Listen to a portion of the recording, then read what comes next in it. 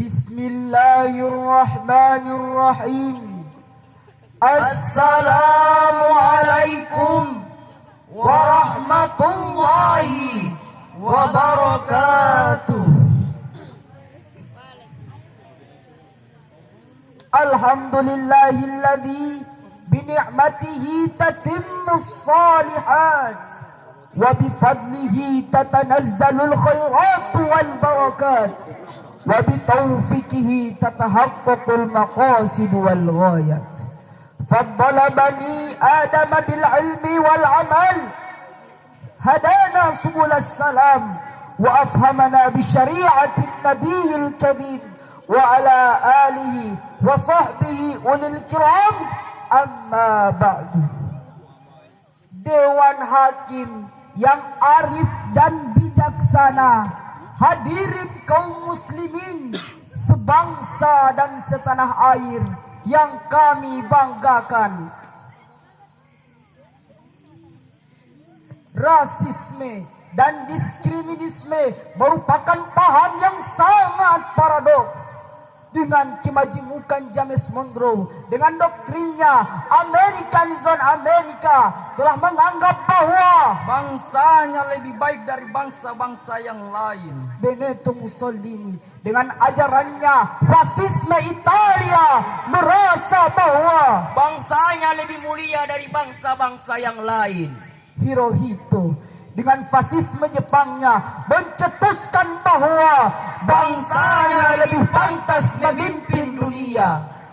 Alhasil, dari paham-paham tersebut tidak menghargai yang namanya kemajemukan. Samuel Eto'o, pemain sepak bola yang berasal dari Kamerun pun ikut menjadi salah satu korban rasisme, sehingga jauh-jauh sebelum pertandingan sepak bola Eropa mencanangkan program kampanye Let's kick racism out of football. Dan di Indonesia kita diingatkan dengan kerusuhan Mei 1998, di mana yang menjadi sasaran utamanya adalah orang-orang Tionghoa.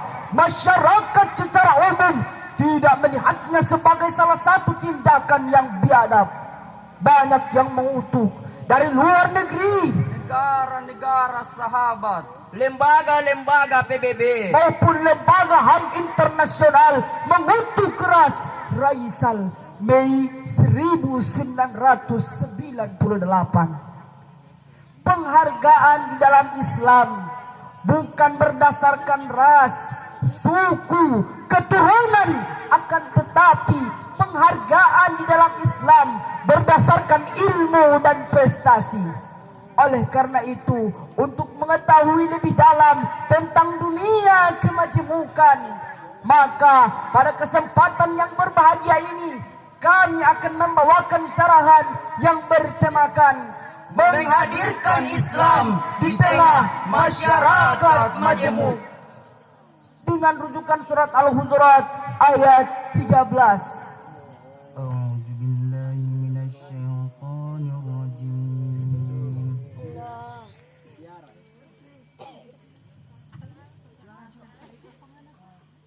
Bismillahirrahmanirrahim.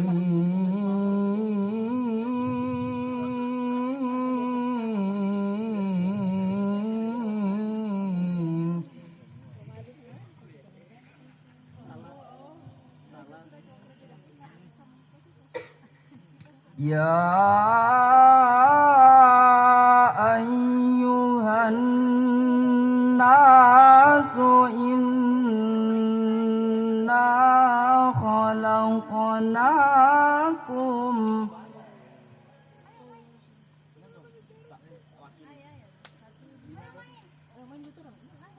min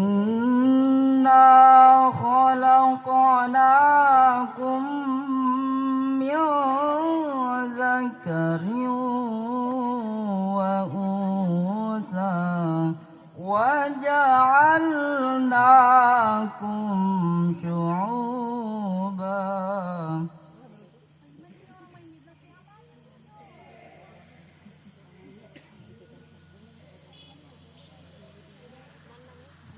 وجعلناكم شعوبا وقبائل لتعارفوا إن أكرمكم عند الله أتقاكم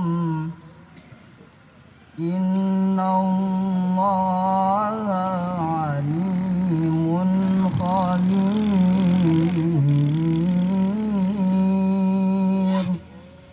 Aku berlindung kepada Allah dari godaan setan yang terkutuk. Dengan menyebut nama Allah yang Maha Pengasih lagi Maha Penyayang. Hai manusia, sesungguhnya kami menciptakan kamu dari seorang laki-laki dan seorang perempuan, dan menjadikan kamu berbangsa-bangsa dan bersuku-suku supaya kamu saling kenal mengenal. Sesungguhnya orang yang paling mulia di antara kamu di sisi Allah ialah orang yang paling bertakwa di antara kamu. Sesungguhnya Allah Maha mengetahui lagi Maha mengenal. Dewan Hakim yang arif dan bijaksana, hadirin kaum muslimin sebangsa dan setanah air yang kami banggakan. Menurut Ibnu Asakir di dalam kitab Muhammad bersumber dari Abu Bakar bin Abu Daud bahwa ayat ini berkenaan dengan keinginan Rasulullah SAW untuk menikahkan Abi Hindin dengan seorang putri dari kalangan Baidah. Bani Baidah dengan sinis mengatakan kepada Rasulullah, "Ya Rasulullah, apakah pantas putra-putri kami kawinkan dengan budak-budak kami?" Pada saat itu hadirin, Rasulullah SAW belum sempat menjawabnya. Lalu datang Jibril menyampaikan surat Al-Hujurat yang diawali dengan Ya ayuhan nas. Menurut Imam Ali As-Sabuni dalam Safatul Tafsir, beliau menjelaskan bahwa Al-Khitabul Jami'ul Bashir Objeknya adalah seluruh manusia. maknanya apa? Manusia, laki-laki maupun perempuan, walau bercorak suku, berlainan bangsa, semuanya memiliki hakikat dan martabat yang sama di sisi Allah Subhanahu wa taala. Fungsinya bukan saling menutupi diri, melecehkan, membangga-banggakan kelompok, suku, bangsa maupun daerah masing-masing.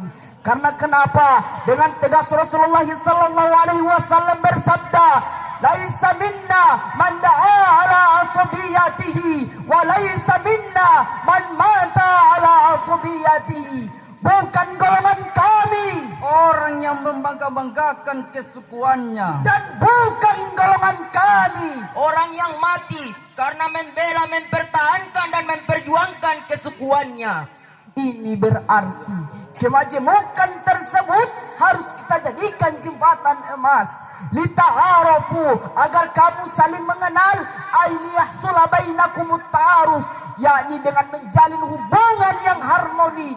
Wat ta'aluf, dan memberikan kasih sayang yang tak pandang sayang. Begitulah ungkapan dari Imam Ali As-Sabuni dalam Safatut Tafsirnya. Dewan Hakim yang arif dan bijaksana, hadirin kaum muslimin sebangsa dan setanah air yang kami banggakan. Timbul pertanyaan, bagaimana sikap kita dalam menyikapi kemajemukan bangsa bangsa Indonesia sebagai suatu berkah? Pertama, sebagai umat mayoritas, sebagai masyarakat Indonesia, mari kita wujudkan, mari kita membangun ukhuwah Islamiyah di negara kita ini. Walaupun kita berbeda suku, adat istiadat, organisasi, dan partai pilihan, kalau satu akidah tidak bisa saling menghina, mengadu domba, apalagi saling bertumpah darah. Kadang hanya disebabkan perbedaan pendapat, masalah furu'iyah, berlainan organisasi yang diperkokoh oleh kepentingan pribadi dan kelompok. Lantas pisah partai, putus silaturahim, Berakhir dengan saling tonjok, saling rampok, bahkan saling bacok. Na'udzubillahi min dzalik.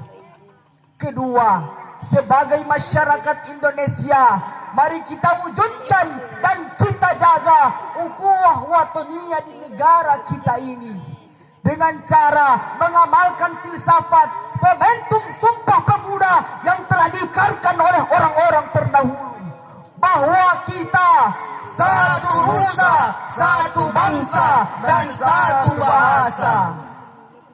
Dewan Hakim yang arif dan bijaksana, hadirin kaum muslimin sebangsa dan setanah air yang kami banggakan. Jikalau upaya langkah-langkah ini sudah kita lakukan, mudah-mudahan bangsa kita akan mendapatkan keberkahan dari Allah Subhanahu wa taala sebagaimana yang telah dijanjikan oleh Allah Subhanahu wa taala di dalam surah Al-A'raf ayat 96. walau anna ahlal qura amanu wattaqaw la fatahna alaihim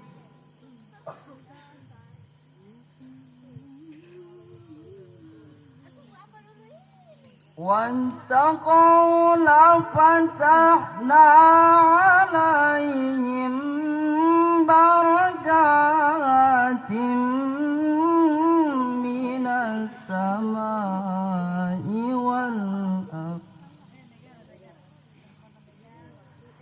من السماء والأرض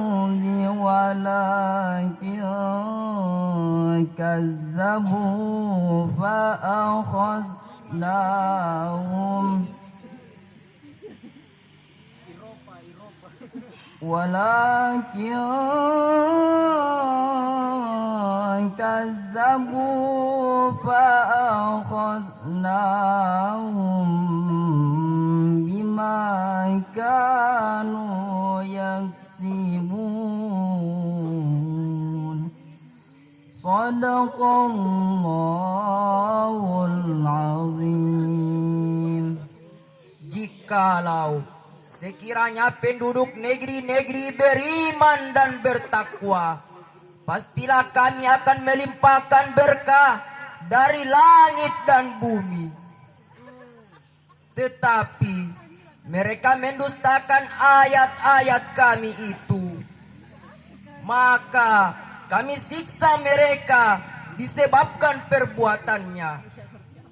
Maha benar Allah dengan segala firman-Nya, lagi Maha Agung. Dewan Hakim yang arif dan bijaksana, hadirin kaum muslimin sebangsa dan setanah air yang kami banggakan. Dr. Muhammad Sulaiman Al-Asqari dalam Jubdatut Tafsir min Fath Al-Qadir, beliau menjelaskan bahwa jikalau umat manusia beriman dan bertakwa, la fatahna alaihi barakat, maka Allah akan limpahkan keberkahan minas samai, dari langit, wal ard, dan dari bumi. Syaratnya apa? Hanya beriman dan bertakwa kepada Allah Subhanahu wa taala. Dewan Hakim yang arif dan bijaksana, hadirin kaum muslimin sebangsa dan setanah air yang kami banggakan. Mungkin hanya ini yang dapat kami sampaikan. Lebih dan kurangnya kami aturkan permohonan maaf yang sebesar-besarnya. Hidup sendirian tanpa kekasih, Cukup sekian dan terima kasih. Wallahul muwaffiq ila aqwamit thoriq. Wassalamualaikum warahmatullahi wabarakatuh.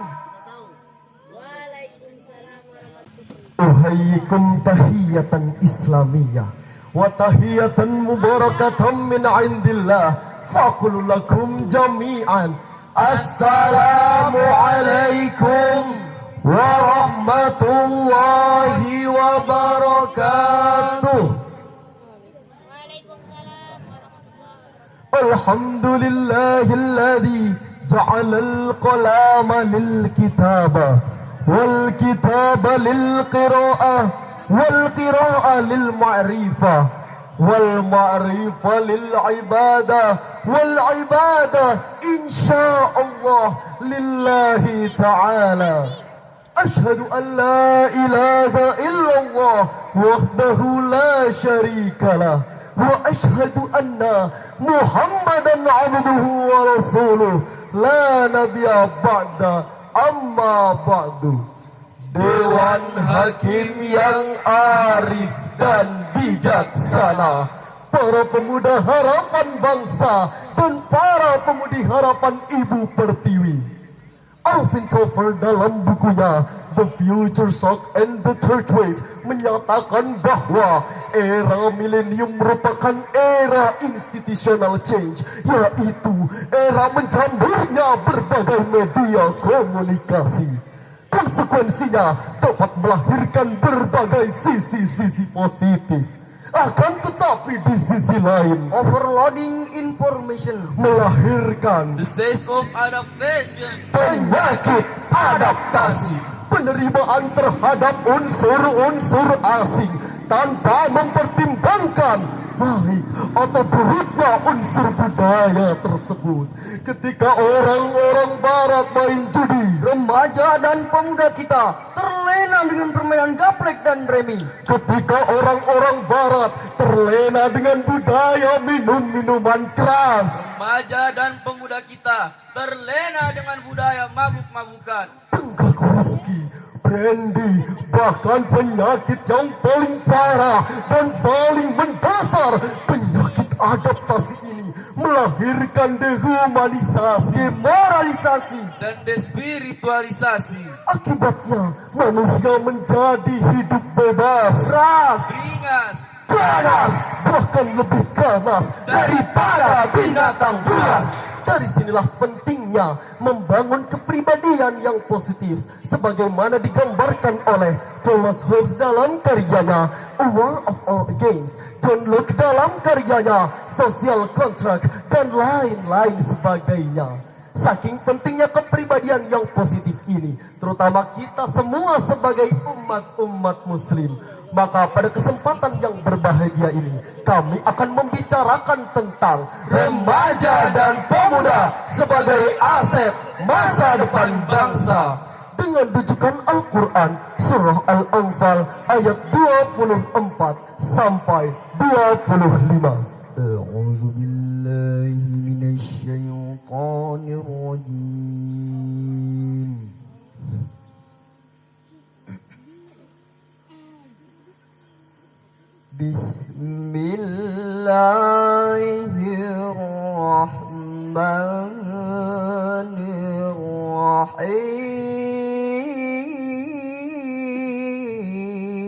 Bismillahirrahmanirrahim.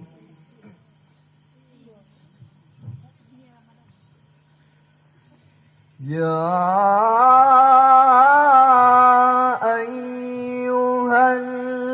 ayyuhalladzina amanu istajibu lillahi walirrasuli idza da'akum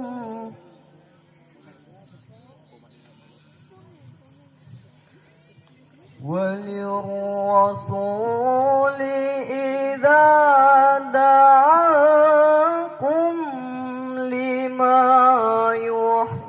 يحييكم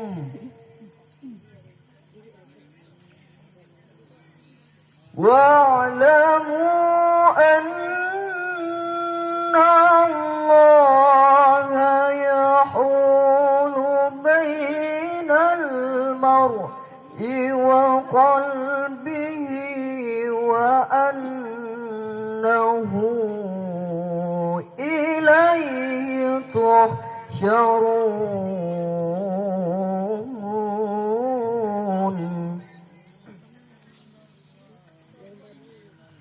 واتقوا فتنة لا تصيبن الذين ظلموا منكم خاصة واعلموا أن الله شديد العقاب.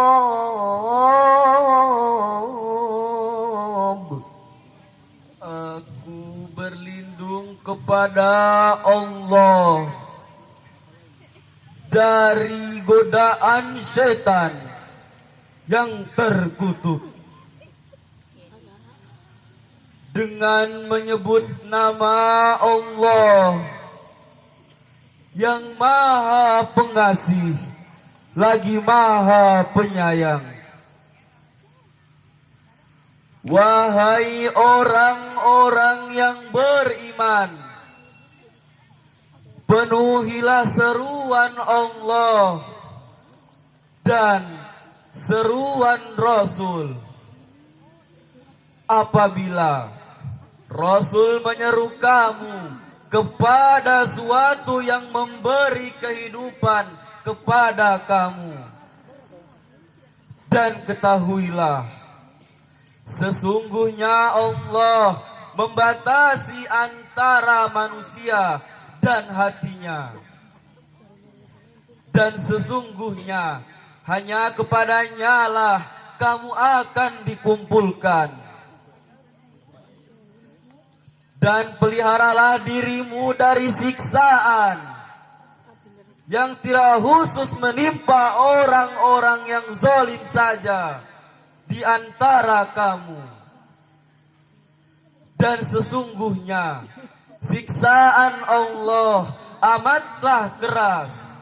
Dewan Hakim yang arif dan bijaksana, para pemuda harapan bangsa dan para pemudi harapan Ibu Pertiwi, berdasarkan ayat tadi, maka dapatlah difahami bersama bahwa ketika kita ingin membangun remaja dan pemuda, maka harus membatasi antara dirinya dengan hatinya.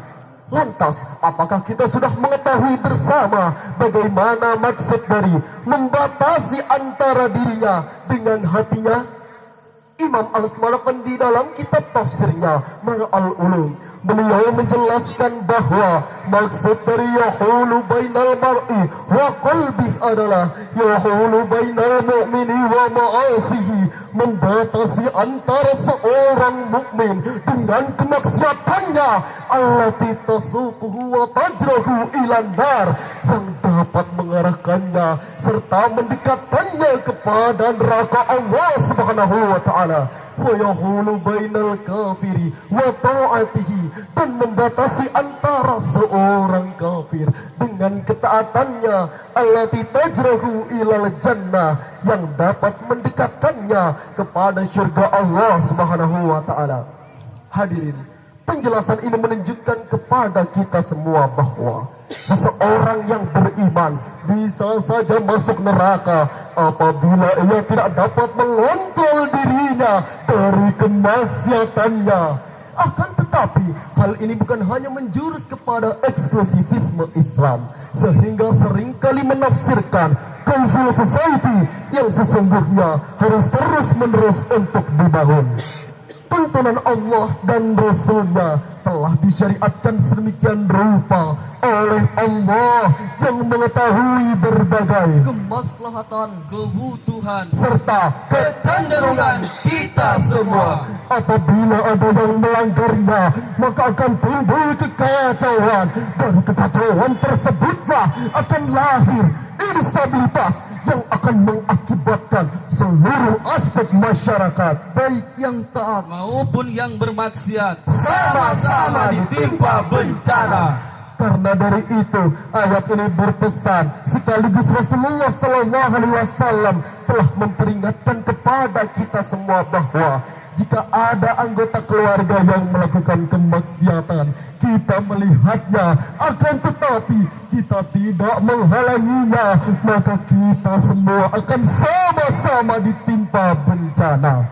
Dewan Hakim yang arif dan bijaksana, Para pemuda harapan bangsa dan para pemudi harapan Ibu Pertiwi, dalam menemukan remaja dan pemuda yang sejati pada zaman hiruk pikuk kemaksiatan yang dapat menjerumuskan kita pada lembah pendustaan, pada lembah kedurhakaan, maka kita harus mengambil hal yang efektif dalam mengarunginya. Dalam hal ini Allah Subhanahu wa taala telah menfirmankan di dalam Al-Qur'an surah Ar-Rum ayat 60. Fasbiru inna wa'dallahi haqqun wa la yastakhifannaka alladhina la yuqinun.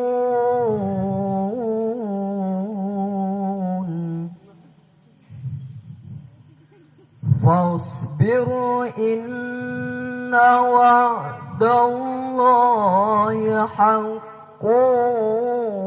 wa la yastakhifannaka alladhina la yuqinun. Sadaqallahul azim. Maka bersabarlah kamu. Sesungguhnya janji Allah adalah benar. Dan sekali-kali janganlah orang-orang yang tidak meyakini ayat Allah itu menggelisahkan kamu.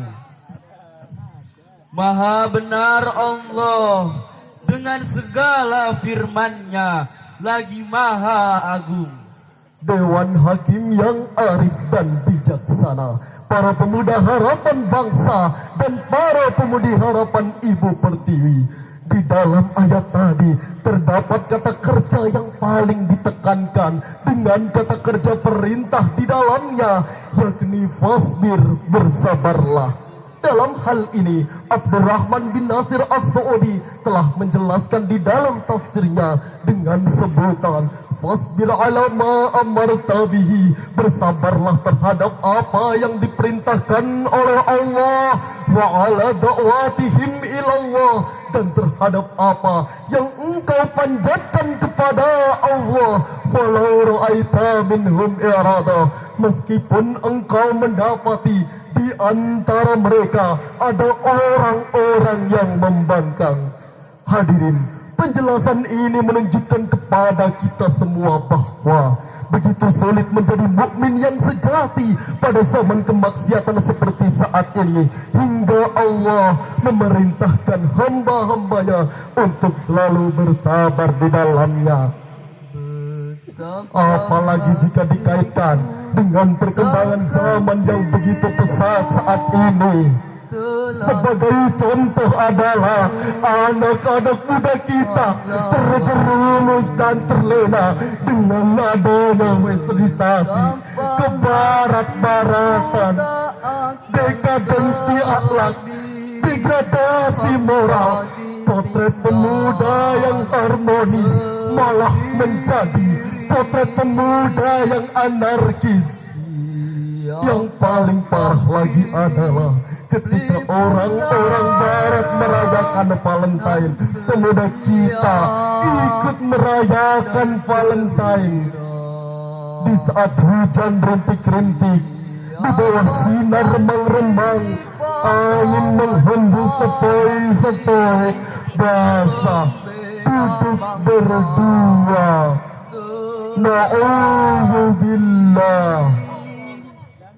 Oleh karena itu, kita harus mengambil langkah dalam rangka membangun generasi muda selaku generasi penerus bangsa yang berkepribadian muslim sejati. Dan siapakah yang berperan di dalamnya?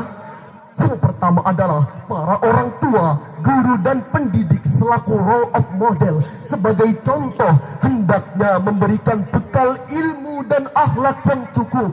Karena dengan bekal ilmu dan akhlak yang cukup itulah generasi muda kita dapat menjadi generasi yang al-qawi, generasi yang kuat, bukan generasi yang dhaif, generasi yang lemah. Yang kedua adalah para generasi muda selaku generasi penerus bangsa hendaknya memiliki itikat yang baik untuk dididik dan dibina. Karena hal tersebutlah merupakan cikal bakal keberhasilan bangsa Indonesia. Apalah arti guru tanpa murid, dan apalah arti murid tanpa instruksi dan bimbingan dari guru. Oleh karena itu, saling take and give akan memberikan keuntungan yang berarti. Dewan Hakim yang arif dan bijaksana, para pemuda harapan bangsa dan para pemudi harapan Ibu Pertiwi. Berdasarkan syarahan kami tadi, kita semua dapat menyimpulkan bersama bahwa jika ikhtiar ini sudah dapat kita lakukan secara keseluruhan, mudah-mudahan remaja dan pemuda kita dapat menjadi tumpuan harapan dan cita-cita bagi bangsa Indonesia. Demikian yang dapat kami sampaikan, lebih dan kurangnya mohon dimaafkan. Wallahu muwaffiq ila aqwamit thariq. Wassalamualaikum warahmatullahi